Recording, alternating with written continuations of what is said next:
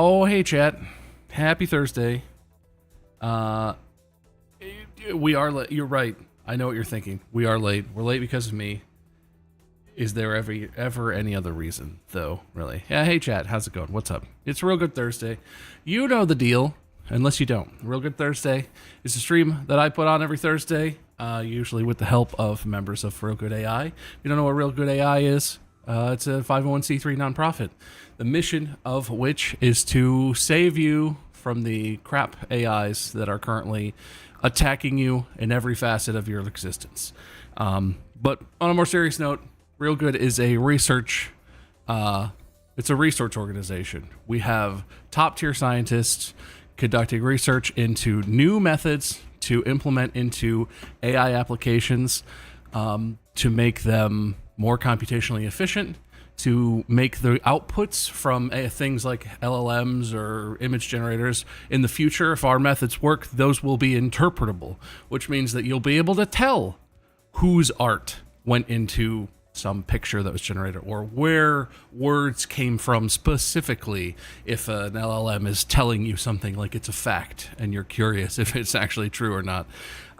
Our work is hard and slow. Science takes a long time, and we're also pursuing things that are just not profitable, right? This is not something that a big company, even other nonprofits in the space, are likely to pursue, because every other company, well, maybe not everyone, all the big ones seem to be in pursuit of a product. They're in pursuit of something they could sell, something they can put on their website, something that will make them, you can put in the enterprise space.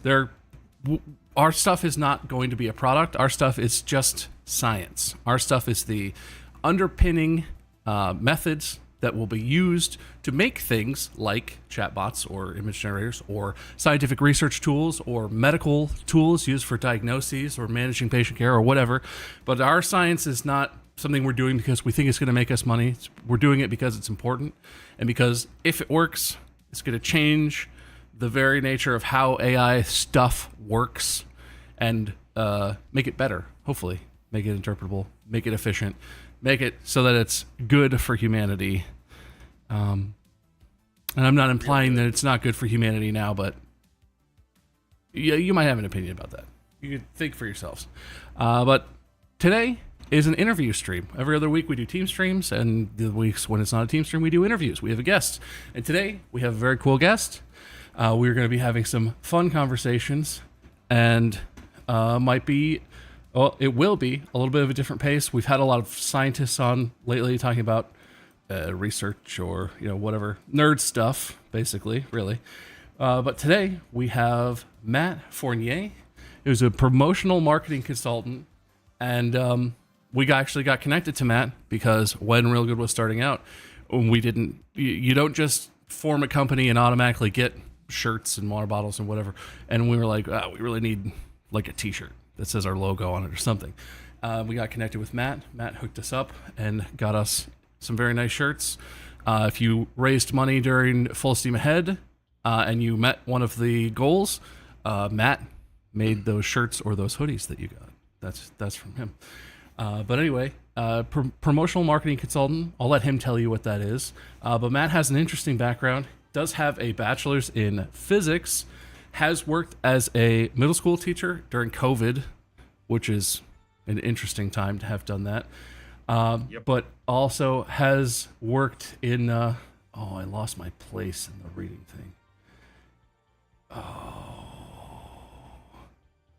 Anyway, also big into gaming, loves tabletop games, but it's better if he tells you about it anyway. So Matt, welcome. Thanks so much for being a guest on the stream. And we're going to be playing Minecraft and talking about you and what you do today. So thanks for being here. Thanks for having me. No, it's a lot of fun. Yeah, doing what I do. Also, I'll throw in there if you guys help with that fundraiser, the shirts, the hoodies, also the stickers and the magnets. Oh yeah. Also stuff that I help with. So it's just part of the process. Promotional marketing consultant, it's a fancy title and all that. I put logos on stuff. That's the easiest way of describing what it is that I do. And it's not And also to clarify, it's not that I do that. I know people. I know people who do. I'm not the guy who's physically It's you cutting in out a the cave. magnet, printing it. Matt built this in a cave with scraps, basically. No, Doing it some himself. people, there are some businesses that I work with that do that. It's literally sometimes a guy in his garage with a screen printer that is putting together shirts for orders, and that's pretty fun. It's a great way of doing it. Yeah, well, honestly, and screen printing shirts is one thing. That's kind of an art form itself. But there's some stuff that is just hard to make. There are some custom sort of things where I'm sure it's a person with a 3D printer in their garage, or a person with a very specific setup for whatever their expertise is. Like having done merch and worked from my side of it for a long time, I know sometimes it is just a person etching it out in their garage by hand, because that's the way it has to be made. So. Because sometimes with that really specific custom stuff, you have to do it that way. Mm-hmm. It's just I think a good example of that is like plaques and stuff, plaques and awards. Those are very specialized, because everybody has their name. You got to get the spelling right. You got to get the dates right. You got to get all that stuff. There's some kind of logo or imagery or not. Plaques. I've always thought like plaques and trophies were an interesting one, because they could be really generic, and that's totally fine. If I got a lot of generic trophies for playing soccer as a kid, but if you actually really want like a very specifically unique trophy for something, that's a whole set of unique skills that is not just like something you casually acquire necessarily. And they're also, trophies are fun in the aspect of, usually in many instances, it's only one of them. Right. You're not awarding the same award to a dozen people oftentimes. You're doing make custom jigs, custom tools, custom whatever to make one output of one trophy that you'll never make again. Yeah.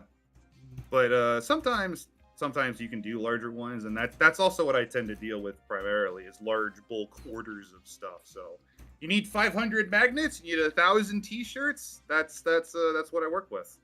Oh, cool. And we could certainly talk, we'll talk more about that. But I did want to start, I guess, with how we got here, because I did mention in the intro, you have a bachelor's in physics, and you have not just been a promotional marketing consultant since birth. No. So why physics? And what physics even? What physics? General physics. I didn't really get into specific astrophysics or nuclear physics or thermodynamics or anything like that. I studied portions of all of that, but I didn't get specifically into any of those. Honestly, got into physics from high school. Had a really good physics professor. I did a fun extracurricular activity called Science Bowl. It's like Jeopardy, but science-related questions specifically. Which was it was a fun little competitive after-school extracurricular activity, and my science teacher was the one that really he was very inspirational to me and got me into doing physics. Sure. Did that in college, and then ended up not using it at all. I've been there. As life happens sometimes, you spend all this time studying or doing something, and then realize that it's not that I didn't want to do this, I found something else, or just life decided that you were going to do something else. Yeah, well, I was kind of going to ask that. My personal experience, I have I started my undergrad in music education, did not finish in music education, learned some lessons there, but I ultimately, I did get a bachelor's, and then I went to law school. I thought I was going to be a lawyer, and while I was in school, like streaming and YouTube and stuff took off, and I sort of realized in law school, like, God, I hate these people. Like, I thought I wanted to be a lawyer because of what I thought lawyers did, but it's a whole specific culture, and we need lawyers. You need a good lawyer, some from time to time, but like, was not for me. And so you kind of just said you didn't like realize like, God, I hate physics or something. You just finished your degree and ended up where you ended up. Yeah, I worked in some mail rooms. I worked in some post offices. I worked at worked at a school. I taught middle school for about a yearish, in the middle of COVID. Yeah, that was a fun experience. That's a choice. I mean, uh, it's not that much of a choice because in the middle of COVID, I imagine finding a job was about as difficult as attending school was for the kids. But that was. Oh yeah, no, boy, having to being a teacher is one thing, but being a teacher where you don't see any students physically in person for 3 whole months when you start teaching is really different. It makes it a vastly different way of approaching the way that you teach when you're looking at a screen of 30 students trying to get them to pay attention to what you're doing on a little tablet.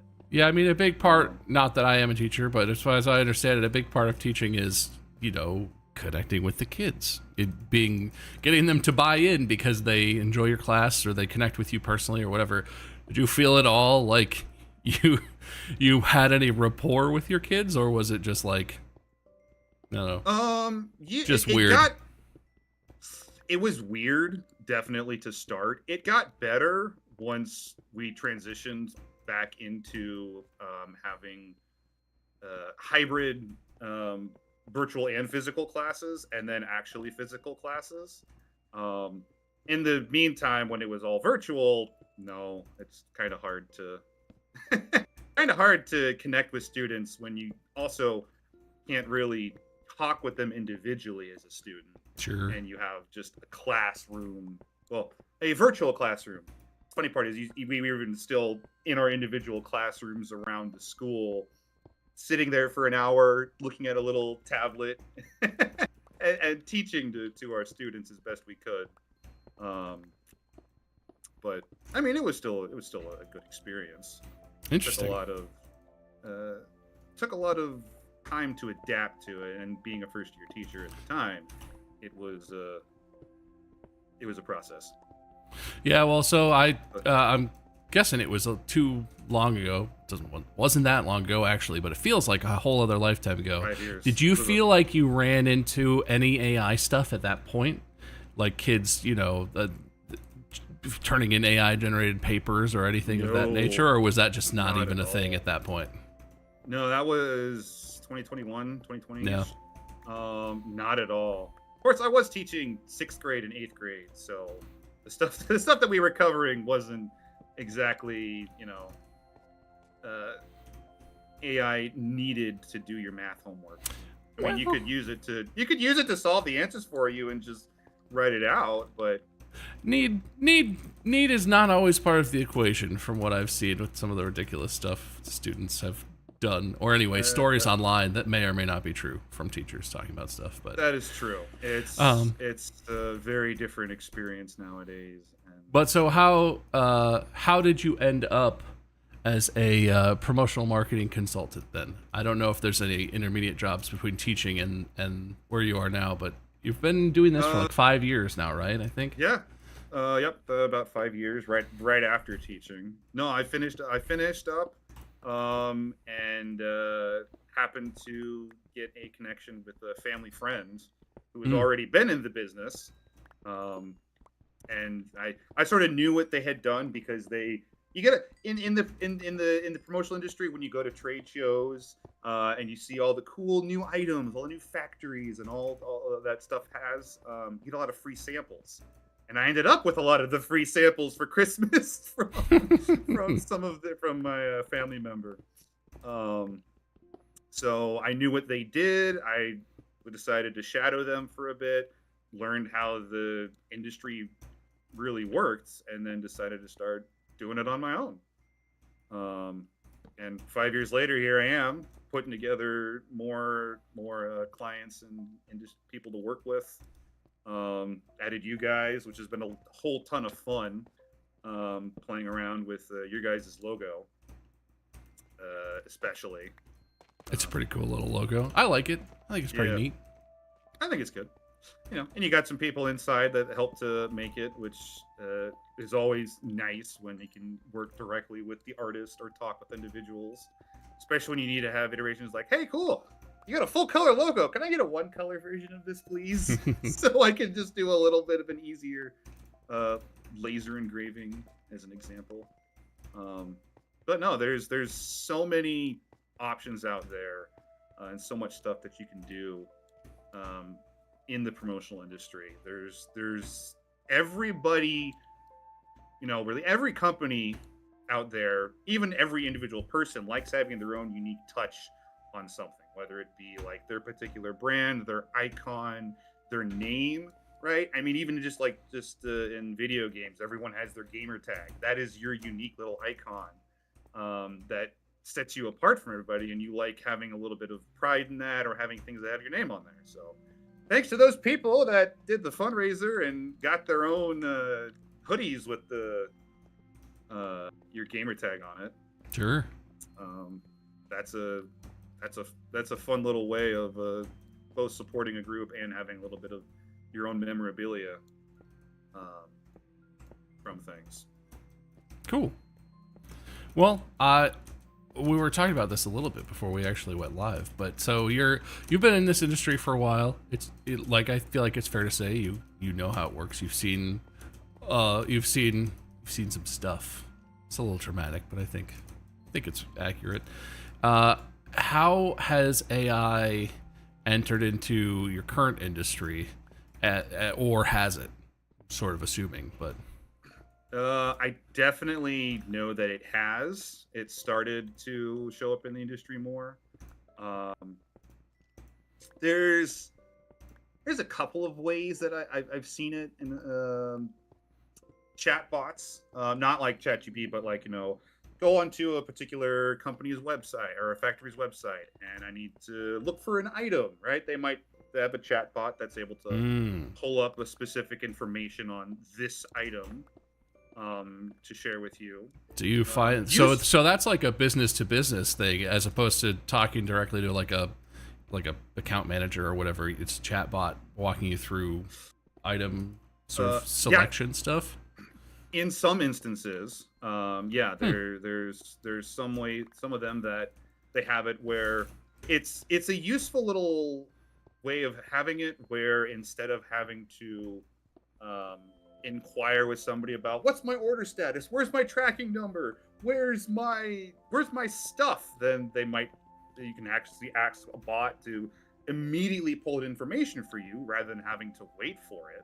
Sure. And have somebody go through the process. Yeah, I mean, it's just always on call, I guess, huh? That makes one really easy way. Have you found any, run into any inaccuracies, or like mixing up, pulling in incorrect tracking info or anything? Or have they been mostly good in that specific use case that you've run into? Fortunately for that, since it tends to be just raw data, as long as the data was inputted correctly, then it's usually not going to be an issue what it pulls up. I haven't had any problems with that. Conversely, there's things where it's like, hey, can you help me with maybe this item? And it will pull up the exact same item information that you could just look at on that item page, which then it's not particularly helpful if it's just redirecting me to the same thing that I already know.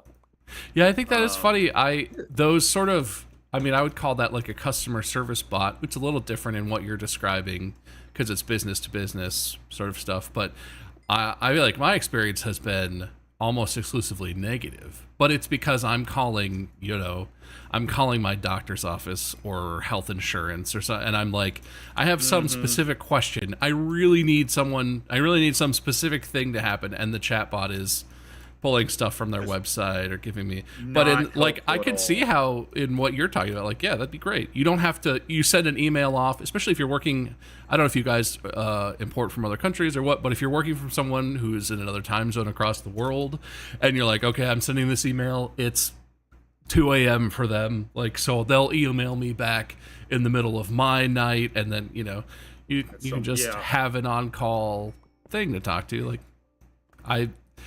I feel like I've only heard people groaning about it's a chatbot. Oh, my stupid. Oh, I mean, there's still plenty of that. That's the other half of the time. The other half of the. Well, it sounds like it's at least useful sometimes, which is pretty good. Yeah, there's some effects to it where you use it as the effective tool that it's more intended for, at least for data pulling, which is Interesting. another thing that can be really useful in the industry. Is when I'm putting together, I haven't personally been able to get this set up in such a way, but if you're putting together an order and you're having to deal with 1,000 people, all with different shirt sizes and different shirt colors, all that data has to get aggregated in some way easily for you to then be able to decipher that and put it into a full order that makes sense, right? If it's all Sure. just raw data, that's really easy to put together via some kind of software system that puts it into like an Excel file or just a data list in some way. Sorry, Craig. Hi, Craig. Showing up down here in my pit that I've been putting myself down into. Diamonds. But what are we talking about? Yeah, so aggregating data, that's a very useful aspect of it.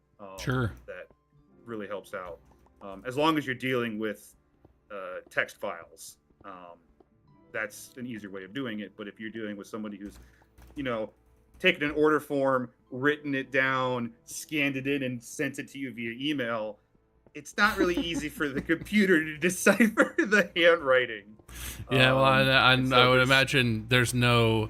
It sounds like this is not a thing where you're like asking it to do, computation, math stuff. You're summing numbers, or because that can also be unsuccessful. But sure, are there other? You said that was sort of the first way. Are there other ways you're seeing AI come into what you're doing on a daily basis?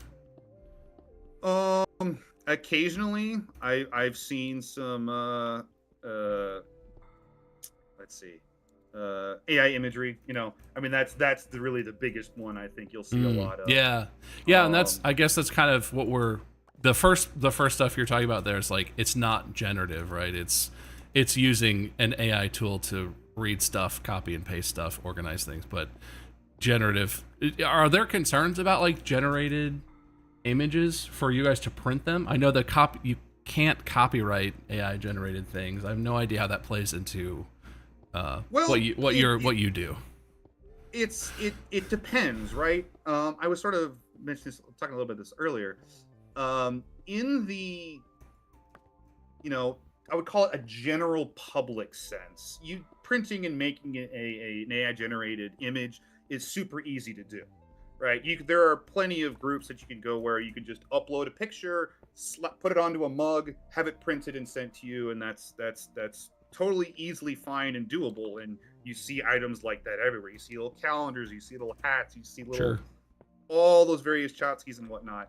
It's different, I think, when it comes to companies, because companies have a brand, they have a logo, they have a identity that they want to keep to it. And there's been a ton of effort that gets put into maintaining and curating that identity, whether it be from like the design of the logo, the simplicity, the complexity, the colors. Oh man, the colors! That is a whole fun level of dealing with colors and stuff. In the industry, there's something called the PMS system, the Pantone matching system, which is a way of, you'd call it like a universal color code index, right?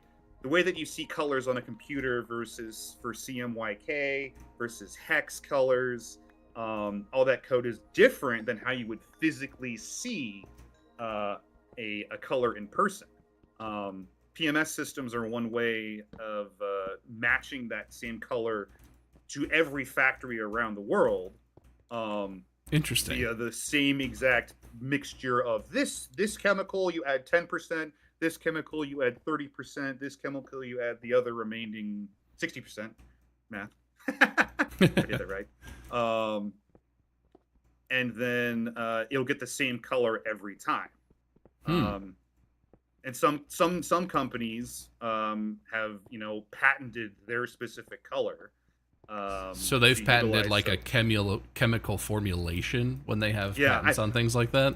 I can't guarantee this, but I want to say like T-Mobile Pink, for instance. Oh, sure. Right? that's like a very, very specific color that they utilize, which is going to be on whenever they want to use that color. That is the color that they will use. So certain companies will oftentimes have that that level of, this is the specific color that we want to utilize for our system. And when you're printing that, it's always important to make sure you note that. Now, bringing that all the way back around to like AI generated imagery, right? That you're going to get different colors in many instances. The consistency between imagery is not going to be the same. Right. And I think in many instances nowadays, I think people tend to be more aware of that, right? Of what AI generated imagery looks like. And company, unless you're specifically trying to go for that level of a look to your company, you usually won't do that. Yeah, well, I think that's interesting. I didn't really know about the Pantone system, but like, so Coke had like a commercial, right? They had a Christmas Coke commercial. They always have like the polar bears and the big Coke trucks and this stuff. They had, I think it was last year and this year, they had commercials where it said, you know, this is AI generated, and I have no concept of how much of it, but that's Coke is absolutely one of those brands where I wouldn't be surprised if they had that specific color patented. But whether it's patented or not, I'm sure that they want it to be the right color because they have spent millions of dollars on exactly what, you know, every pixel of their logo and every choice that goes into their brand stuff. And like, I don't have a good enough eye that I could see like, oh, well, that truck's the wrong color red or anything. But I wonder how they manage that. I mean, maybe it's simple as color correcting and post stuff as far as video production. But it's interesting. The Pantone system is very fascinating. I'd never thought about how people do that. It's interesting too, because I'm pretty sure it's the same thing with paint. Because I'm remembering a time when I worked for the Hollywood Video Company, and I had to go to the store and ask for Hollywood Video Orange, and I forget which paint company knew exactly how to mix that specific color. So there's something along those lines too, which is kind of neat. Yeah, it's that the chemical composition for exactly what it comes down to.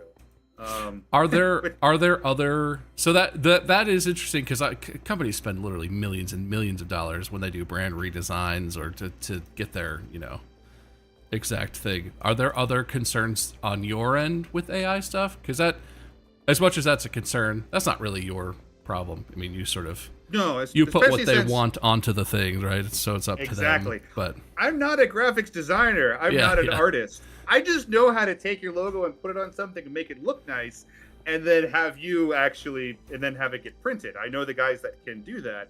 I'm not the one making your logo. That is most 99% of the time, because I'll help out a little bit with some text. That text is easy. But like 99% of the time, it's you creating that logo for your company and putting it together. As far as, you know, like concerns for stuff, you know, in the industry, that's a great question. I think there's a lot of there's always discussions about it at many of the bigger trade shows of how to incorporate AI into your workflow nowadays. Sure. And, you know, that's always, it's going to be that way, and we're going to have that.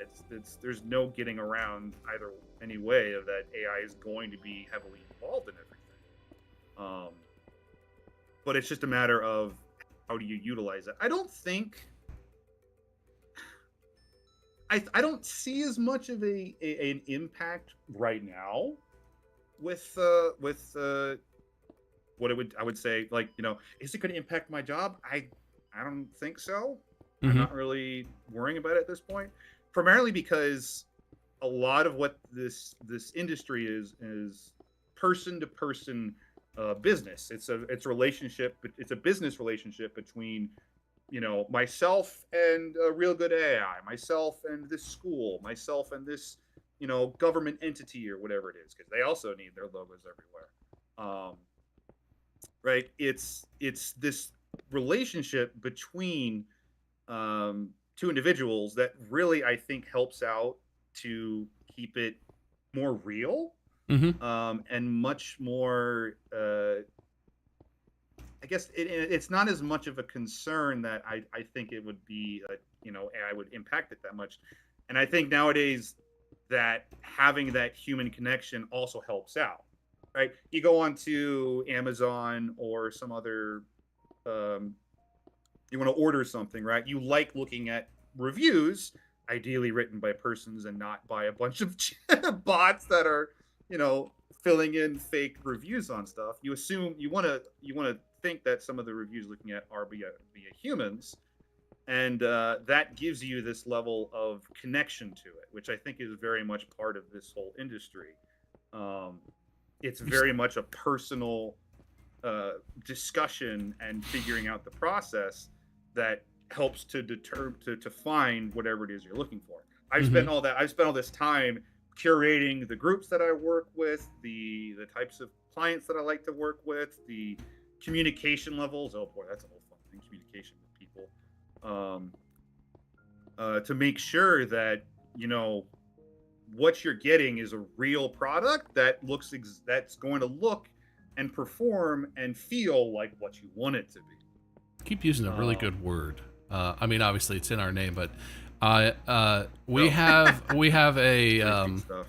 real is a great word. I feel like a lot of people are interested in that, focusing on that. We have one of our programs is the Real rating system. I don't know if you have seen any of that, but it's basically a scale, right? A self-reported scale where on my stream there's below me here there's a 1. That's a real 1, and it's like 0 through 5.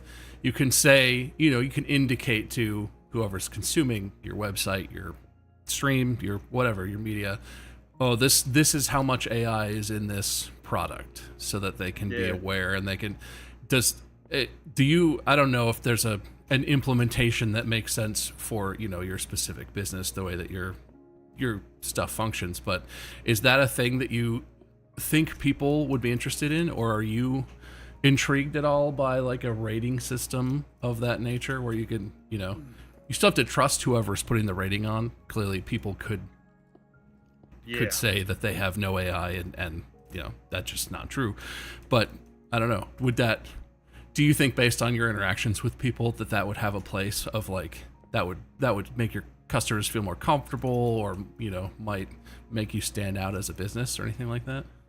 I don't know. Like it's an interesting question. I've been playing with I've been playing with the logos of the system, ironically. Looking at a couple of different mock-ups of like, what would this look like on a couple of interesting items, like a sticky note or a pin or something like that.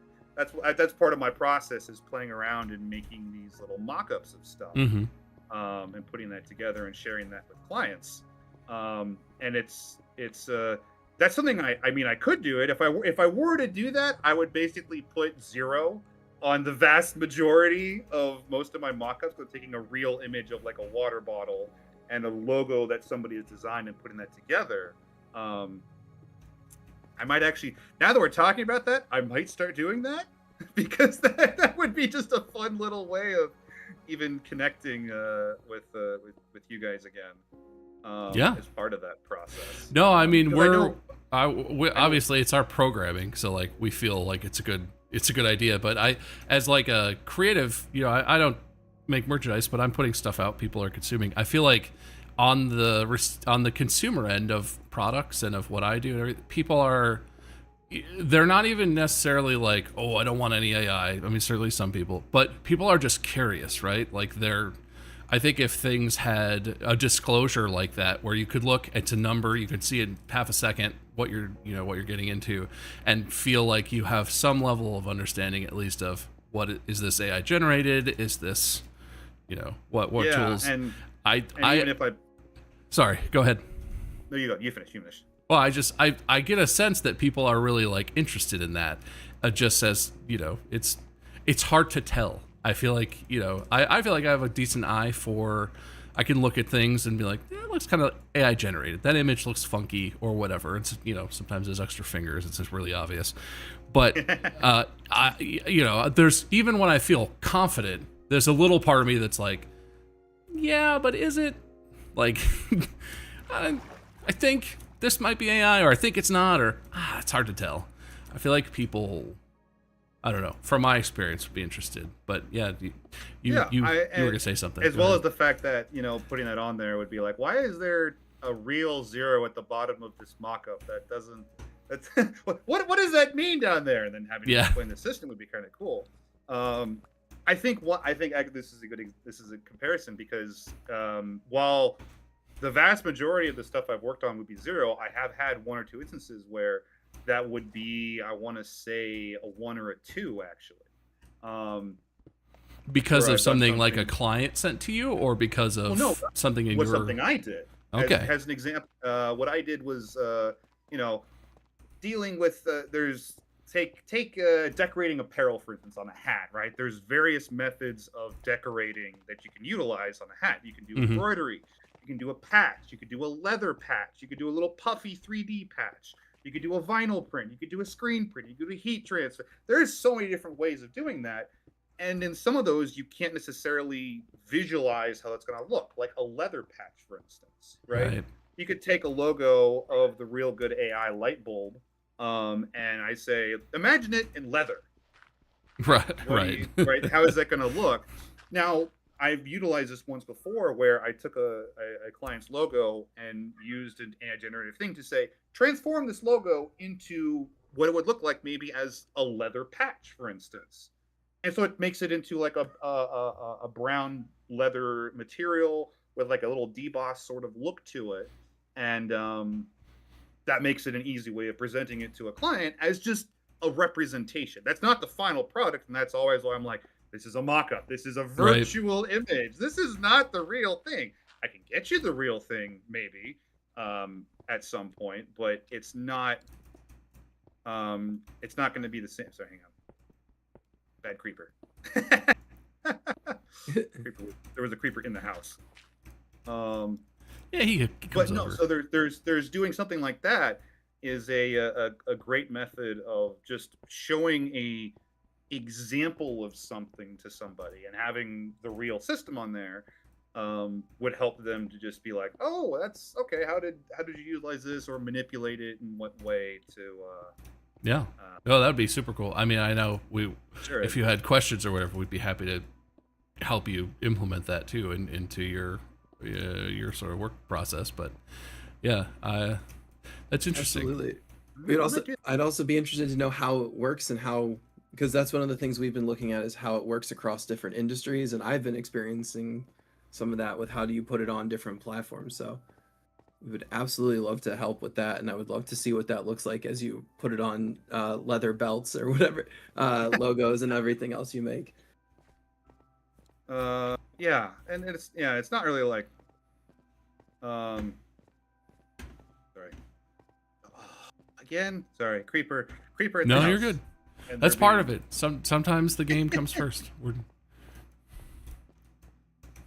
I'm slowly jumping up every stair to come help you. I just over here triggering chat by making all these really deep mines with 0 stairs in them anywhere. I fell through one of those earlier. I don't know if you saw me die. I was like, how did I die in the cave? I fell to my death. Just go down until you hit the lava, then you're sad. Then you know you're at the bottom, presumably. Yeah. No, so yeah,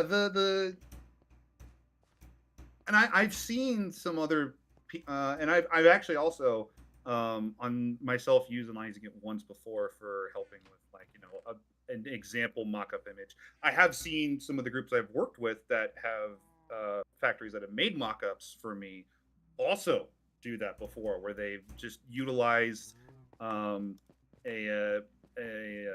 they've used a primary logo for a client in the majority of this mock-up item, but then added some iterative whatchamacallit, like made some versions, imagery on top of it, to sort of just, you know, give a little bit more of, like, here's what it could look like. It's not the final art, and you have to provide the final art because, you know, it's we're not the ones designing it. You're usually the ones that are designing it. And that's I feel like I'm gonna see that more over time, especially for some custom items that might show up.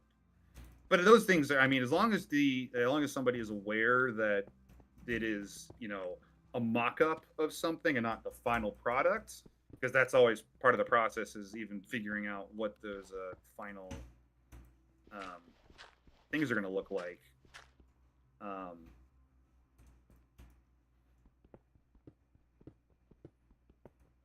my train of thought. Yeah, no, I think it's useful there to show off as a tool. Hello there. You found my stair-stepping mine.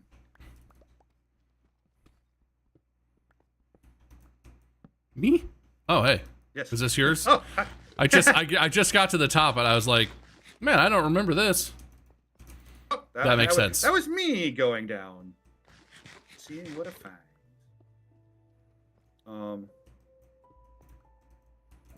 All right. No, yeah. So I might actually start putting that on there. Mostly also because I'd be very curious to see how many of the individuals that I work with start actually asking me about what is that 0 at the bottom of this decoration that you sent me. Yeah, well, that's part of it. I think my take on consumers of media and products and things is I think there's at least some level of concern about, are things AI generated, what's going into this stuff, whatever I'm consuming. But I am curious, because you interface with people who are, at work. It's their job to get some mugs or some whatever for and they're kind of like, people at work are kind of just told like, all right, we use this AI now. This is our system. Use this for whatever. I wonder if that sort of cuts them off from any conscientiousness about like, oh, I'm just using this tool that works as I have to use, but it's it's generating images or it's generating copy or something, and then they see the system and they would be like, oh, wait a minute, I don't even know. Because I had that experience on this stream when we were launching the real rating. I was like, I don't use AI, this is just a stream, and I put the big 0 on, and I was like, cool, great, perfect. And the first stream, someone in chat was like, are you 100% sure all your music doesn't have any AI? And I was like, I don't think so. Wait. Wait, I had to look into it. And then my wife pointed out, like, don't you use a background removal? Like, I don't actually have a green screen. Don't you just use like a tool for that? And I looked and it's like, yeah, it's NVIDIA's AI powered background removal. And I was like, oh my God, I didn't even realize. Like it. So yeah. I guess I would just be curious if that would make people, be more conscious on their producing end too, of like, well, what even rating would this be? I'm sending these images to this guy we're working with or whatever, and I don't know. Well, or even makes them question, is everything that you're sending me actually real? I'm like, yes, yeah. I've spent hours putting this stuff together. Please read the presentation and look at the I was going to say, don't just forget this. I put in time. As someone that has ordered, it actually would be really nice to see, because then I'd be like, oh, they're actually doing this, and this is a real thing, and if we're going to buy the product and do all this stuff, it's kind of nice knowing, oh, actually a real person is working on this and setting it up, and it's kind of nice to actually think of it that way. It's funny because we always think about the real rating in different ways, but because we're the ones putting it together, and we think, how can it be used in different places? But as you were all talking, I was like, actually, that'd be kind of cool to see, because I get to see a bunch of cool mock-ups that Matt sends me, and I know what he's put our real rating on and all of that, and I know he's photoshopping it and setting it up in the right way. So it's kind of neat. That would be cool to see. And I wonder if other companies would feel more comfortable signing contracts of, okay, we'll order 10,000 water bottles or whatever it is, knowing that, because I assume that as AI and everything encroaches more onto all of these areas, that human touch is going to be more and more lost in these conversations. So yep. And then having that human relationship, that touch, also really helps, I think, like I've mentioned before, with the business. I'm actually the person that's calling you on the phone, or I'm actually the person emailing you.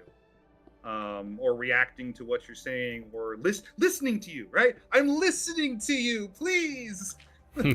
Right? I'm actually trying to help you out, and as much as you might give me 50 different iterations on this one water bottle that you need, right? I'm actually the one here listening and able to try and help out.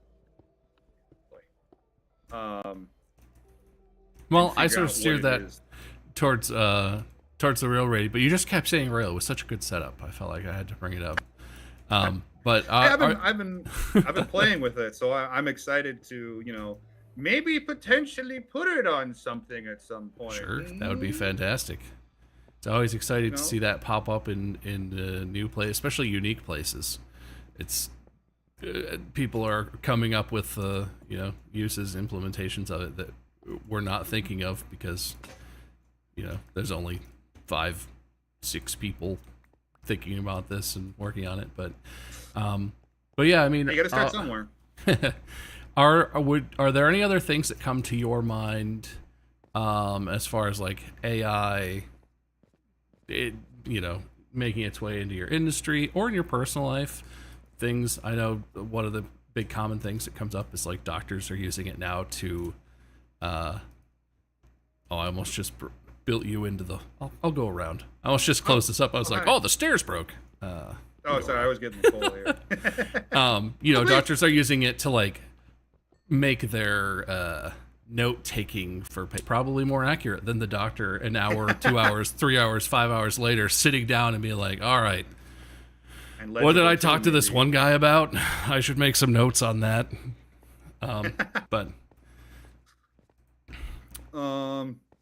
Well, and yeah, I can ask you a better, more specific question because I feel like we've talked a lot about